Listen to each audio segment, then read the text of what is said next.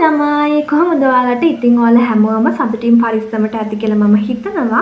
ඉතින් අද මම මේ වීඩියෝ එකෙන් ඔයාලත් එක්ක කතා කරන්න බලාපොරොත්තු වෙන්නේ ඔයාලා O level කරන කෙනෙක් නම් එහෙම නැත්නම් ඔයාලා A level කරන කෙනෙක් නම් එහෙමත්වත් නැත්නම් ඔයාලා රජයේ මොන හරි තරග විභාගයකට සූදානම් වෙන කෙනෙක් නම් ඔයාලට සරලවම යූස් කරන්න පුළුවන් පොඩි ස්ටඩි ටිප් එකක් ගැන.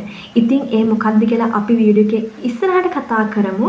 ඉතින් ඔයාලා මගේ channel එකට අලුත් කෙනෙක් නම් මගේ channel එක subscribe කරලා අපි යමු එහෙනම් මගේ වීඩියෝ එකට. හයි ළමයි, ඉතින් මම අද ඔයාලත් එක්ක මුලින්ම කතා කරන්නම් කියලා හිතුවේ මෙන්න මේ කියන ෆ්ලෑෂ් කාඩ් ක්‍රමය ගැන. දැන් ඔයාලා සාමාන්‍යයෙන් දැන් පාඩම් කරනකොට දක්ෂයිනේ. හැමෝම පාඩම් කරන්න දන්නවා. හැබැයි සමහර අවස්ථාවලදී ටීචර් හරි සර් හරි මොන හරි පේපර් එකක් දෙද්දී ඔයාලට උත්තර එකපාරට මතක් වෙන අමතක වෙනවා. ඒ කියන්නේ ඔයාලා පාඩම් කරපු දේවල් ඔයාලට ඇප්ලයි කරන්න තේරෙන්නේ නැහැ මෙන්න මේ කියන MCQ ප්‍රශ්න වලදී. ඉතින් මේකට ගොඩාක් අය ගොඩාක් ක්‍රම කරනවා නේ. සමහර අය ෂෝට් නෝට්ස් ගන්නවා, සමහර අය ලියලිය පාඩම් කරනවා. සමහර අය ඒ මොනා කරත් ඇත්තටම කිව්වොත් එයාලට ඒක සමහර විට හරියන්නේ නැති වෙන්න පුළුවන්. ඉතින් අද මම කියලා දෙන මෙන්න මේ ක්‍රමය මම හිතනවා ඔයාලට අමතක වෙන්නේ නැති වෙයි කියලා. මොකද මේකෙදි ඇත්තටම වෙන්නේ ඔයාලට විෂුවලයිස් කිරීමක් වෙන්නේ. අර සාමාන්‍යයෙන් අපිට කියනවනේ සමහර අපේ ප්‍රශ්න දෙනවා ඔය පාඩම් කරලා යද්දී ඒක ඔයාලා දන්නවා ඇති අපි මේ ප්‍රශ්නේ දකිද්දිම අපිට උත්තරේ මතක් කරනවා. අපි මේ පාටින් පාට කරා මෙහෙම ලිව්වා. මේක තමයි උත්තරේ කියලා මතක් වෙලා ලියනවා. ඉතින් මේකත් වෙන්නේ ඒ වගේ දෙයක්. මොකද මේ ෆ්ලෑෂ් කාඩ් කියලා කියන්නේ අන්න එහෙම දෙයක්. හරි. දැන් ෆ්ලෑෂ් කාඩ් කියලා කියන්නේ මොකද්ද? ෆ්ලෑෂ් කාඩ් කියලා කියන්නේ මෙන්න මේ වගේ පොඩි කාඩ් එකක්. ලොකු දෙයක් නෙමෙයි. හරිද? මේකෙදි වෙන්නේ එක පැත්තක ප්‍රශ්නයක් ලියනවා. ඒ කියන්නේ මෙන්න මේ පැත්තේ ප්‍රශ්නයක් ලියලා මෙන්න මේ පැත්තේ උත්තරය ලියන එකක් තමයි මෙන්න මේක ෆ්ලෑෂ් කාඩ් ක්‍රමයේදී වෙන්නේ. ඒ කියන්නේ මේකෙදි සරලව වෙන්නේ ඔයාලට ඇක්ටිව් රීකෝල් කිරීමක් නැමෙත මතක් කිරීමක් තමයි වෙන්නේ. ඉතින් මම ඔයාලට කියවනේ මේක නිකන් විෂුවලයිස් කිරීමක් වගේ කියලා. ඉතින් ඔයාලට පේනවා ඇති ඔයාලා දැන් මුලින්ම මේ ප්‍රශ්නේ බලන්න. හරි ප්‍රශ්නේ බලලා ඔයාලා එහා පැත්තේ උත්තරේ තියෙන්නේ. ඔයාලා මතක් කරනවා ඔයාලට මේ ප්‍රශ්නේ ඉතින් මට උත්තරේ මතකද කියලා බලනවා. ඉතින් ඔයාලා උත්තරේ මතක නම් ඔයාලා ඒ වලදී කියන්නේ උත්තරේ මතක් කරනවා. එහෙම නැත්නම් මතක නැත්තම් ඔයාලා මේ එහා පැත්ත පෙළලා ඒක බලන්න පුළුවන්. ඉතින් ඔයාලට මම කිව්වා වගේ කවදාවත් මේක අමතක වෙන්නේ නැහැ මෙන්න මේ කියන ෆ්ලෑෂ් කාඩ් ක්‍රමේ. මොකද කිව්වොත් මේක ගොඩාක්ම ප්‍රයෝජනවත් වෙනවා ඔයාලට එක්සෑම් වලට මේ ක්‍රමය ඇප්ලයි කරද්දී. ඉතින් විශේෂයෙන්ම කියන්න ඕනි මෙන්න මේ ක්‍රමෙන් ඇත්තටම සාර්ථක ප්‍රතිඵල ලබාගෙන තියෙන ගොඩක් කට්ටිය ඉන්නවා සහ මමත් ඇත්තටම මේකේ ගොඩාක් පාඩම් කරද්දී ඇත්තටම යූස් කරා. හරි ළමයි, ඉතින් දැන් මම කතා කරන්නම් කොහොමද මේ කියන ෆ්ලෑෂ් කාඩ් එක හදාගන්නේ කියලා. ඉතින් මේක හදන එකත් ගොඩක් ලේසි. ඉතින් මම ඔයාලට මේකට ක්‍රම කීපයක්ම දෙනවා. මම කියන්නම් ඒ ඔක්කොම ඔයාලට ලේසි මොකක් හරි එකකින් ඔයාලා මේක ෆ්ලෑෂ් කාඩ් එක හදාගන්න. ඉතින් පළවෙනි එක තමයි ඔයාලට මේක හදාගන්න පුළුවන් බ්‍රිස්ටල් බෝඩ් එකකින්. ඒක ඔයාලට ඒ අර බෝඩ් එක කපලා හදාගන්න පුළුවන්. හරිද? කොටි කොටුවට කපලා. එහෙම නැත්නම් ඔයාලට පුළුවන් දැන් මෙන්න මේ කියන්නේ මේ තියෙන මේ දැන් මල්ලක දෙනවා මෙහෙම කාඩ්ස්. මෙහෙම කාඩ් තව මෙහෙම. ඉතින් මේවා නම් මම ගත්තේ බුක් ෂොප් එකකින් තමයි ගත්තේ. ඒ කියන්නේ බුක් ෂොප් වල තියෙන ඔය වගේ යාට පාවිච්චි කරන්නේ නැති ඔය කාඩ්ස් නිකන් මේක ඇත්තටම කාඩ් යාම නෙමෙයි මේක. මේක නිකන් පේපර් එකක් වගේ. හැබැයි අර පොත්වල ඒ වගේ ඒවා තුනීමක් නැහැ. මේක මේ චුට්ටක් ඝනකම්ම තියෙනවා. ඒක නිසා තමයි මේක ෆ්ලෑෂ් කාඩ් එකකට ගත්තේ. ඒ කියන්නේ ඔය ගොඩක් වෙලාවට බුක් ෂොප් වල දෙනවා එයාලා ඔය එක එක පැක් කරන්න ගේන පොත් එහෙම අන්න ඒ වගේ මේවා තියෙනවා. ඒ කියන්නේ මට ඒකේ නම මතක් වෙන්නේ නැහැ මොකක්ද කියලා. ඒ කියන්නේ යාර විසික් කරන මෙන්න මේ වගේ කාඩ්ස් බෝඩ් තියෙනවා. හරිද? ඉතින් අන්න ඒ වගේ මම ඔයාලට පෙන්නන්නම්. මෙන්න මේ පේනවත් දන්නේ මෙන්න මේකත් මම ගත්තේ බුක් ෂොප් එකකින් තමයි ගත්තේ. ඒ කියන්නේ අර එයාලා මේවා තියෙනවා විසික් කරන්න තියෙන මේ කාඩ් බෝඩ්ස් මොනවාද කියලා ඉල්ලුවාන් පස්සේ එයාලා සාමාන්‍යයෙන් දෙනවා. එහෙම නැත්නම් ඔයාලට පුළුවන් කරන්න මේ අර ෆොටෝ ගන්න කඩවල තියෙන්නේ සාමාන්‍යයෙන් අර අපි අර ප්‍රොෆෙෂනල් ID එහෙම හදාගන්න, પાස්පෝර්ට් සයිස් ID එහෙම හදාගන්න ඔය ඒ වගේ ෆොටෝ ගන්න යන්නේ නේ. අන්න ඒ වගේ කඩවලක් තියෙනවා. ඒ වගේ එයාලා මර අපිට ෆොටෝ print කරලා දෙන්නේ බෝඩ් එක. අන්න ඒ වගේ එයාලා යූස් කරන්න තියෙනවා. එයාලා අයින් කරනවා. ඉතින් ඒ වගේනොත් ගන්න පුළුවන්.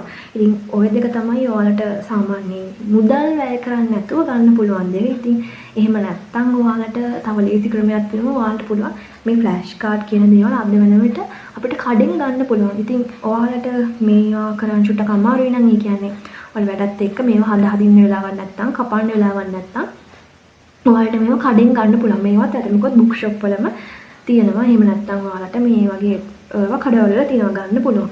හරිද? ඉතින් ඔයාලට මේක ෆ්ලෑෂ් කාඩ් ඔයාලට මේක හදන්න වෙලාවක් නැත්තම් ඉතින් මේක ඔයාලට කඩෙන් ගිහිල්ලා ගන්න පුළුවන්. ඉතින් මම මේක කිව්වේ ඉතින් ඇත්තටම කිව්වොත් මේක ඔයාලා කොහොම හදාගත්තත් අපි කරන්නේ එකම වැඩේනේ හැමෝම කරන්නේ. මේකේ පාඩම් කරන එක තමයි කරන්නේ. ඉතින් මේක ඇත්තටම කිව්වොත් ඔයාලට මේක යූස් කරේ තේරෙයි මේක කොච්චරනම් වැදගත් වෙනවද කියලා. හරි ළමයි ඉතින් මට ඔයාලට තව පොඩි දෙයක් කියන්න අමතක වුණා. ඔයාලට මේකට දැන් තාක්ෂණයේ හමුවේ ඔයාලට මේක පුළුවන් ෆෝන් එකකින්ම කරන්න. ඒ කියන්නේ දැන් ෆ්ලෑෂ් කාඩ් කියලා වෙනම ඇප්ස් තියෙනවා. ඉතින් මට මේ පැත්තෙන් මම දාන්නම් මට මතක් වුණොත් මේ මොනවද කියලා.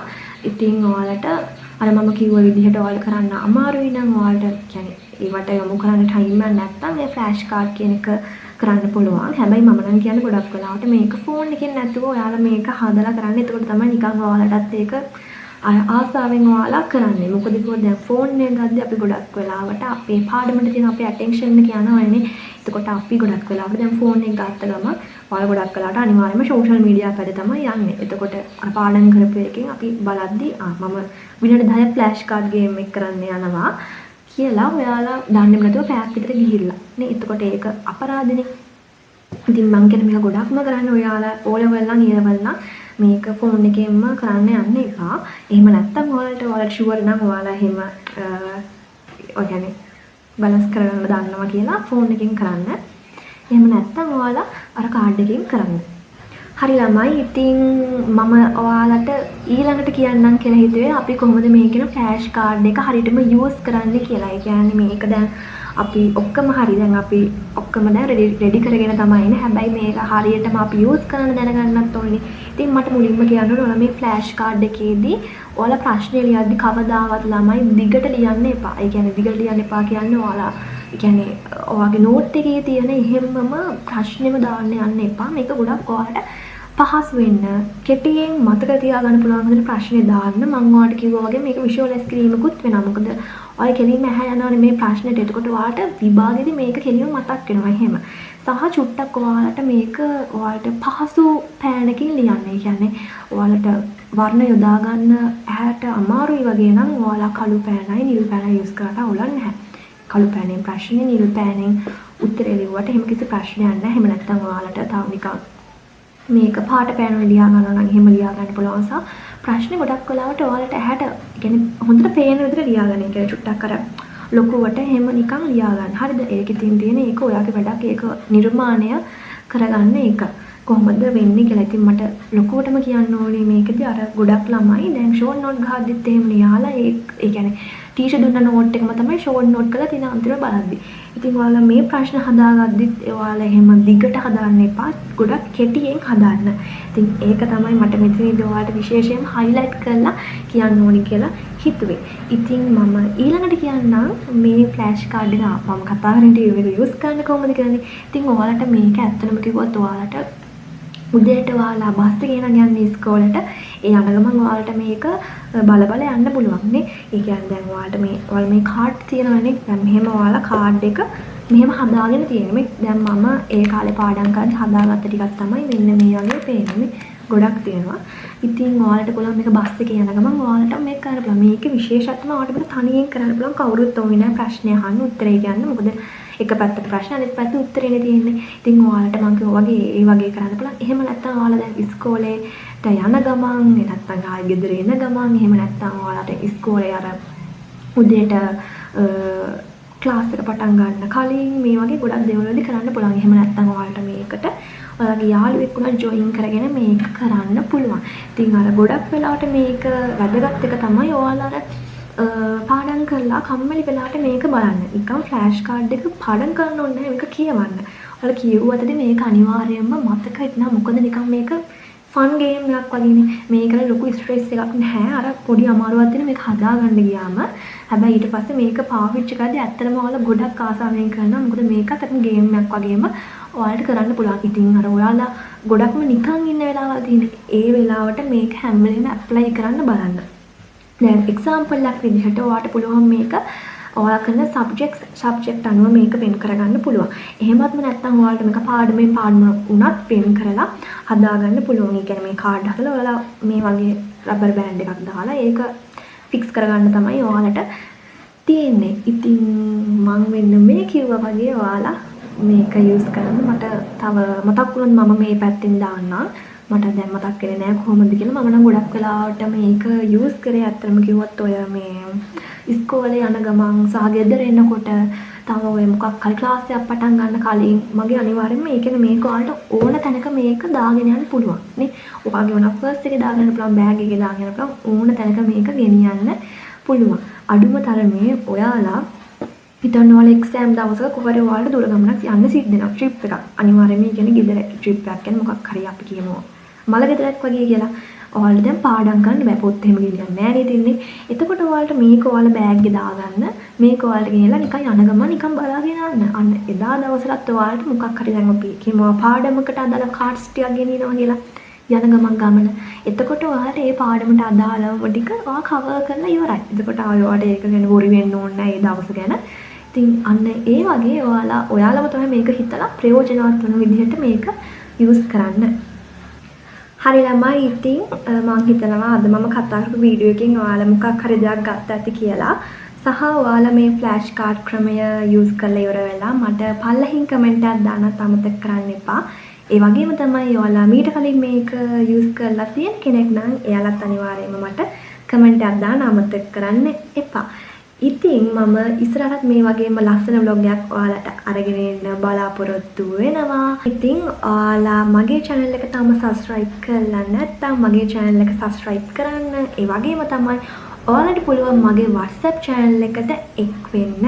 ඉතින් ඒකේ link එකත් මම පල්ලෙහා description box එකේ දාන්නම්. ඔයාලට පුළුවන් මේ link එක හරහා මගේ channel එක subscribe කරලා මාත් එක්ක එකතු වෙන්න, මම දාන updates බලා ගන්න. ඉතින් ඒ වගේම තමයි ඔයාලට තව මොනවා හරි මගෙන් දැනගන්න ඕනි study tips තියෙනවා නම් ඒවත් මට comment කරන්න. මම ඉස්සරහට අනිවාර්යයෙන්ම ඒ වගේ වීඩියෝ එකක් ගේන්න බලාපොරොත්තු වෙනවා. ඉතින් අදට වීඩියෝ එක මෙච්චරයි. මෙච්චර වෙලා මගෙත් එක්ක වීඩියෝ එකත් එක්ක හිටපු ඔයාලට මම ගොඩක් ස්තුතිවන්ත වෙනවා. ඉස්සරහට මේ වගේ ලස්සන වීඩියෝ එකකින් මම ඔයාලා අතරට එන්න බලාපොරොත්තු අදට සමුගන්නවා. ඉතින් එතකන් ඔයාලා සතුටින් පරිස්සමින් ඉන්න. බයි.